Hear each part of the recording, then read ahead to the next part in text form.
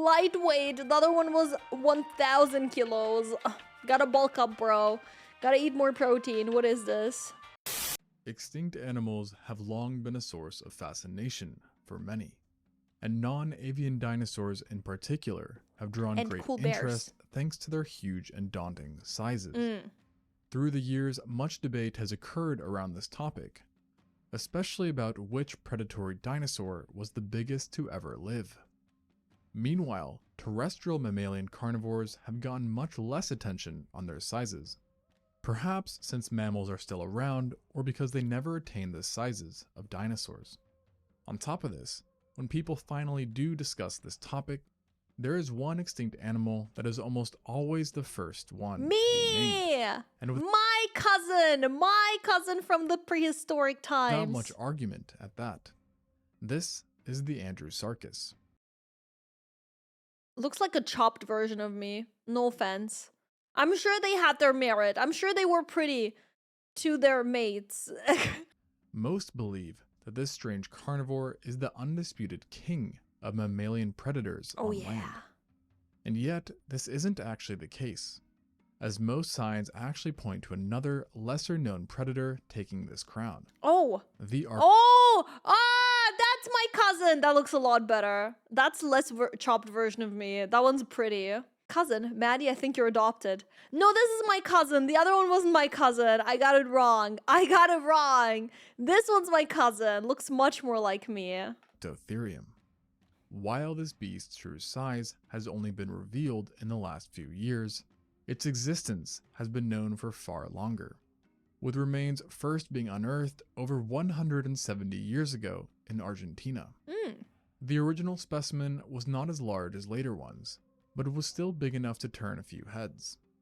Its fossils were also in excellent condition, allowing paleontologists to quickly determine that it was a new kind of bear, which along with its bulkier build led to it being named the Arctotherium. Look how it looks! Meaning the bear beast.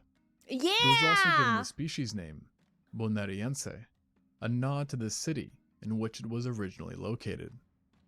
The exceptional nature of its bones didn't only help paleontologists figure out it was a bear, but it also allowed them to further place it as a member of a specific family, the Tremarctinae family. Wait. This was thanks to its uniquely shaped skull, which was heavily deepened, giving off the illusion of being short. Don't tell me they're... What are those thief bears called? Don't tell me they're raccoon adjacent. They need to be pink bear adjacent, not raccoon adjacent. What do you mean? This is a feature seen in all Tremarctinae and has led to them being nicknamed the short-faced bears. Currently, there are 4 known genera in this group, only one of which is still living, the spectacled bear. Aww. The group is perhaps best known not for the survivor, but for the extinct member Arctidus, a giant bear that is often considered one of the largest mammalian hunters to have walked the earth. And a giant it was, with large males clocking in at 2,100 pounds. Look how tall that thing is! That thing behind me, that's a person! And it's that tall! Or 950 kilos, making it about the same size as the largest recorded polar bears, and just shy of the Andrewsarchus, which currently is thought to have weighed no more than 1 ton. The large nature of the Arctidus also made it bigger than the Arctotherium bonariense, which is believed to have weighed a maximum of 500 kilos or 1,100. Lightweight. The other one was 1,000 kilos. Ugh, gotta bulk up, bro. Gotta eat more protein. What is this? Pounds. But its inferiority to Arctidus would not last forever, as since its discovery, other species of this mighty beast have been described, with 5 being known today. This includes the angustidens, bonariense, tarihense, vetustum, and winge. The last 2 did not look like bears, but the first 3 were pretty decent bear specimens. These species of Arctotherium were unique in when they existed and their dentition. However, the biggest difference among them all was their sizes, as one in particular completely dominated the others when it came to stature. the angustidens. Angustidens. This is by far the most well-known species of Arctotherium, and rightfully so, as it was an absolute titan, the likes of which may have never been seen before. Originally, paleontologists believed that this species grew to be between 410 and 1,200 kilograms, or 910 or 2,600 pounds. At this size, it was a contender for being the largest bear of all time. Yo, look at him standing up on the left. Bro is way too fucking tall. I love it. I love it. I wish I was this tall in real life. Damn it! But not a contender for the title of biggest mammalian land predator overall. However, the short-faced bears, including the remaining member, are well known for having a high level of variety in size amongst individuals, especially between genders, with males sometimes being 50% larger than females. Sheesh! This fact also extended to the Arctotherium, and thus, over the years, dig teams have occasionally found massive male angustidens that pushed the envelope of how large terrestrial mammalian predators could get. They're so tall. And this all came to a climax in 2011, when a specimen located in Buenos Aires blew everyone away. The individual in question had a giant humerus, radius, and ulna, which based on their measurements led scientists to believe that this bear potentially weighed a staggering 4,500 pounds, wow! Or 2,040 kilograms. That's a big ass boy! You prefer the large boobed bear over the large in general bear? Yeah, valid. I also prefer large boobed bears. I just believe that evolution has pushed me in the direction of evolving with massive honkers for survival, which is kind of why it can be hard to adapt to a situation where everything is well-being is such a short time in the evolution that it has not caught up at all. Humans struggle to find reason when survive through physical actions you can see with your own eyes is off the table, I think. Well, you just gotta find reason and purpose in your own life. I think, if anything, we have more than enough opportunities and so many possibilities. We can travel, we can find hobbies, we can fight for political things, we can fight, I don't know, for our causes that we have that are maybe not political. We could go to a gachapon machine and buy used underwear. Like, there's so many things that we can do to bring purpose and bring reason into our life. I think that's beautiful. Like, yeah, we don't have the basic need to survive as much as our ancestors did, but we have something better. Panty gachapon machines. That's right. In other words, over 2 tons. At this weight, it even outweighed some well-known large theropods, including the average adult Allosaurus. Wow. And was thrice the weight of the biggest known Ceratosaurus. However, the paleontologist who estimated this size was wary of this large number and believed that a more likely weight for this titan was 1,760 kilograms or 3,600 pounds. If this is true, it would still make the Arctotherium significantly larger than any terrestrial mammalian predator today, and a tad bit heavier than the extinct sebekid Brinosuchus. This is monumental, as the Brinosuchus is widely considered the largest terrestrial predator to have lived since the dinosaurs. Okay, and he's derpy as hell. My bear ancestor looks cool and badass, and this guy looks derpy, so we win! Additionally, this Arctotherium specimen wasn't just a giant when it came to weight, as it was extremely tall as well, reaching 14 feet or 4.3 meters when standing upright. That's so tall, At this holy. height, it was taller than both the average T-Rex and large African elephants. Holy! Its considerable stature also resulted in paleontologists starting to refer to it as the giant short-faced bear, a nickname it now shares with Arctotherium.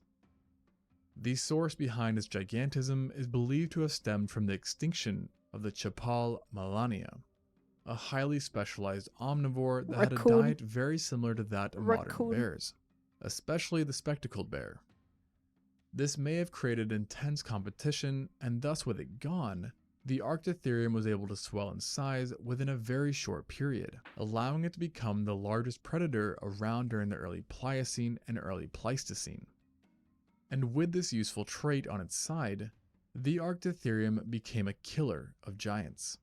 as carbon isotope studies show that it had a preference for consuming large quantities of meat, specifically flesh that came from horses, tapirs, camelids. I can explain.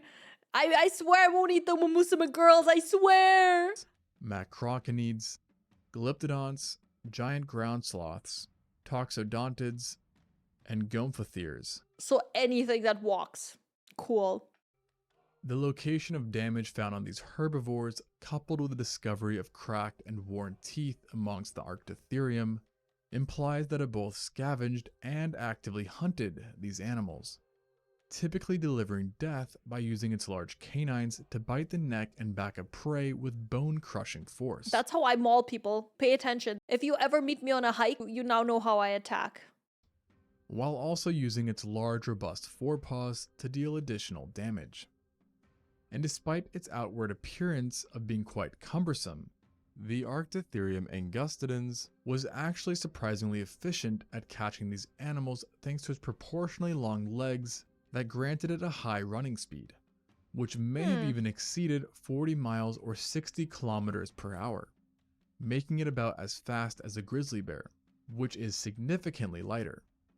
It also had adept senses like smell that it could use to help it capture prey, as studies on the structure of its skull indicate that it had a powerful nose that could pick up scents multiple miles or kilometers away. However, despite possessing quite the arsenal, the giant short-faced bear wasn't just simply a bloodthirsty predator. It was also a VTuber who loved streaming to her community. No! Documentation suggests that it was ultimately an omnivore that would consume fleshy roots, fruits, berries, grasses, and forbs when the chance arose. This diverse diet, along with its size, granted it yet another advantage over its competing predators, which consisted of the Smilodon, Theriodictis, Canis, Protocyon, jaguars, and cougars.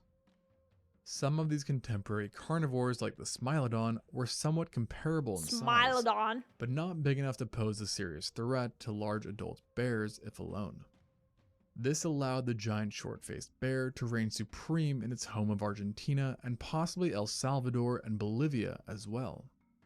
Within these lands, located specimens showed this giant had a preference for open plains, but would venture in forested areas as well.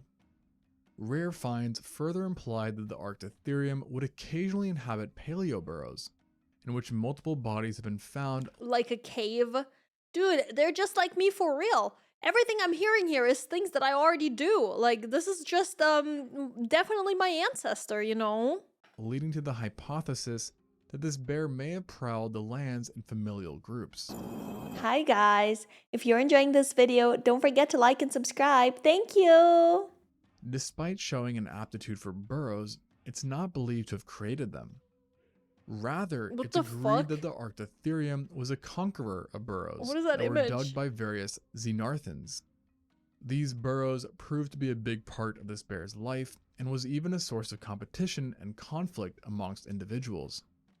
Such battle for burrows occurred often enough that paleontologists believed that the first paintings of the bears. This bear alone was accountable for an exponential increase seen in the number of paleo burrows during the early Paleocene, as constant takeovers forced xenarthans to regularly evacuate and start over, assuming they weren't killed.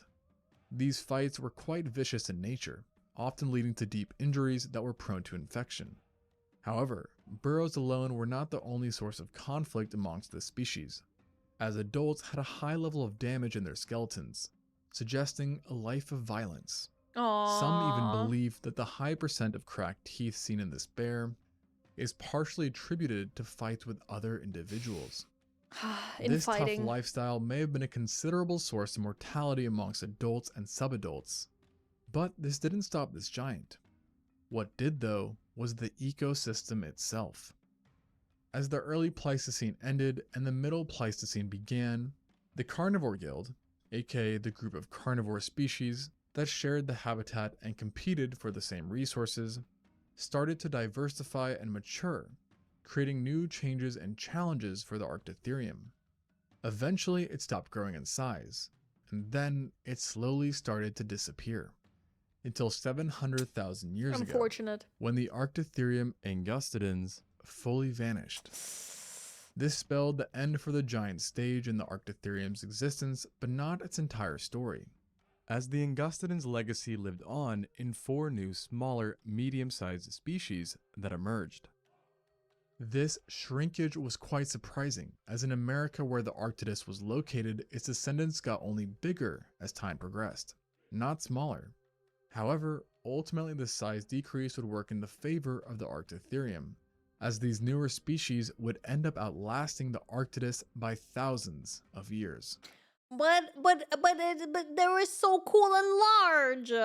I guess they just had more benefits being smaller.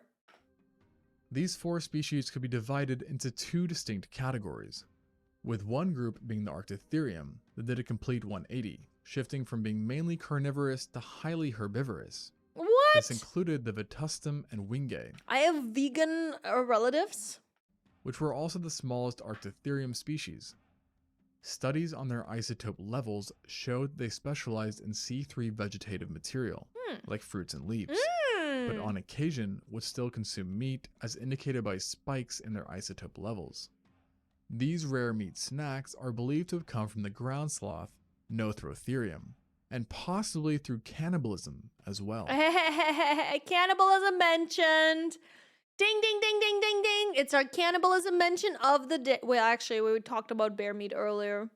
Never mind, that train already passed. This overall switch in diet is believed to have been due to their more northern range, which brought them into contact with many of the great American interchange predators, creating high and fierce competition, forcing them to adapt to a different diet.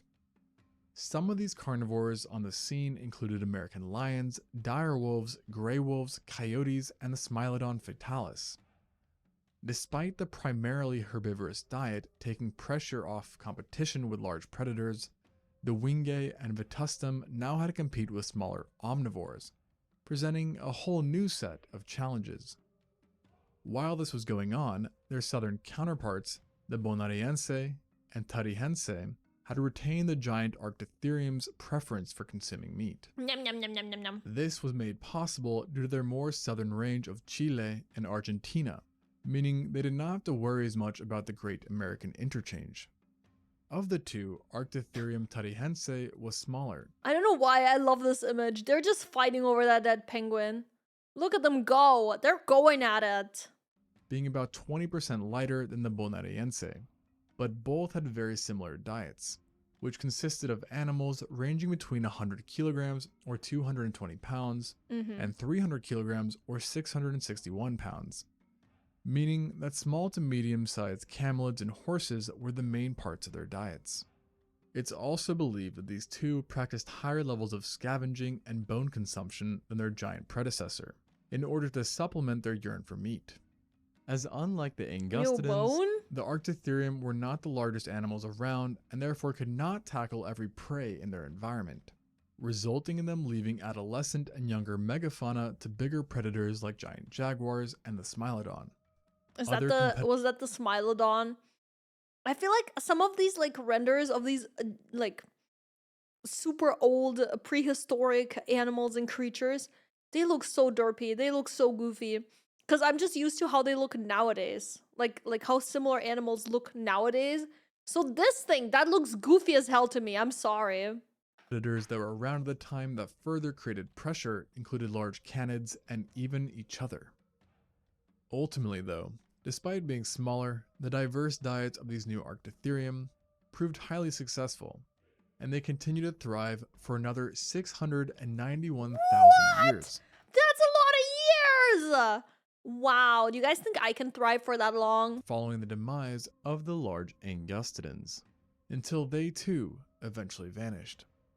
Dated specimens show that the four went extinct between 12 and 9,000 years ago, That's not long with ago. Wingae holding on the longest in parts of Venezuela.